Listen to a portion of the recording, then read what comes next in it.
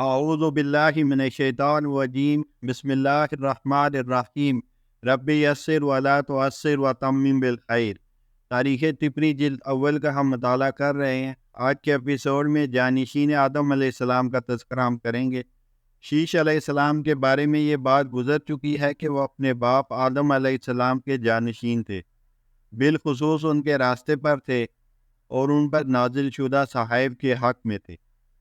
ان کے بارے میں منقول ہے کہ وہ مسلسل مکہ ہی میں مقیم رہے، حج و عمرہ کرتے رہے، یہاں تک کہ ان کی وفات ہو گئی۔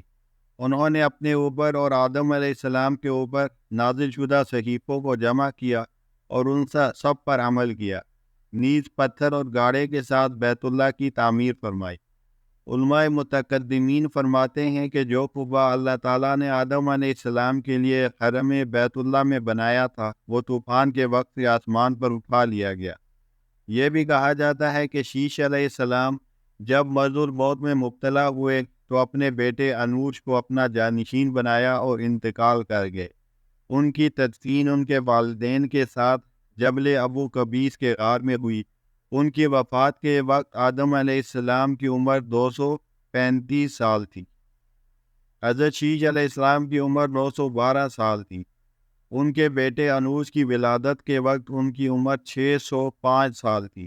یہ تمام بیان اہل تورات کے حوالے سے لکھا گیا ہے، جبکہ ابن اسحاق کی روایت میں ہے کہ حضرت شیش نے اپنی بہن حضورتہ بنت آدم سے نکاح کیا تھا، جس کے بطن سے ان کے ہاں آنس بن شیش اور لغمہ بنت شیش پیدا ہوئے۔ اس وقت ان کی عمر 105 سال تھی۔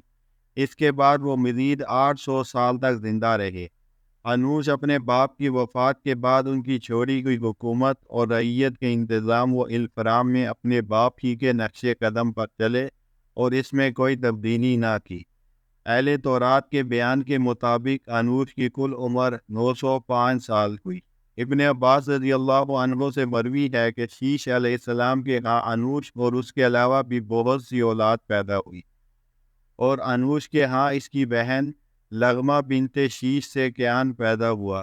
کیان کی ولادت کے وقت انوش کی عمر 90 سال اور آدم علیہ السلام کی عمر 325 سال تھی، جبکہ ابن اسحاق کی روایت کے مطابق حانش بنت شیش نے اپنی بہن لغمہ بنت شیش سے نکاح کیا تھا۔ اس کے بطن سے اس کا بیٹا کیان پیدا ہوا۔ حانش کی عمر اس وقت 90 سال تھی۔ کیان کی ولادت کے بعد وہ 815 سال زندہ رہا اور اس کی متعدد اولادیں ہوئیں۔ حانش کی کل عمر 905 سال تھی۔ پھر کیان بن حانش سے 13 سال کی عمر میں دہنہ بنت براکیل بن محویل بن خنوق بن آدم سے نکاح کیا، جس سے مہلائل بن کیان پیدا ہوا۔ اس کی ولادت کے بعد کیان 840 سال مزید زندہ رہا اور کیان کی کل عمر 910 سال ہوئی۔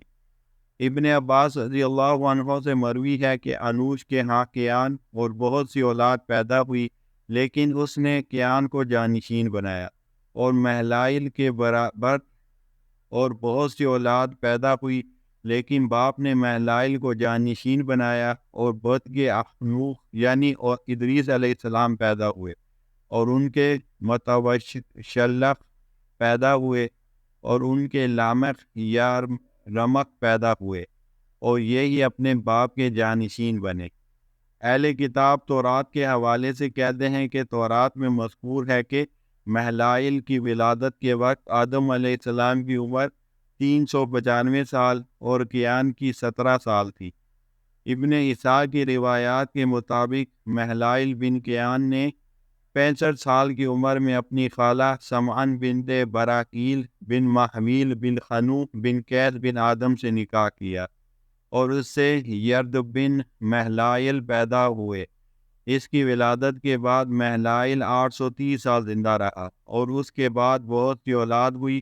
مہلائل کی عمر 895 سال ہوئی، اس کے بعد وفات ہو گئی۔ تورات میں ہے کہ یرد کی پیدائش کے وقت آدم علیہ السلام کی عمر 408 سال تھی۔ مہلائل اپنے باپ کیان کے نقش قدم پر چلا تھا، البتہ چند چیزیں اس کے زمانے میں نہیں ظاہر ہوئی۔ وآخر دعوانا الحمد للہ رب العالمین۔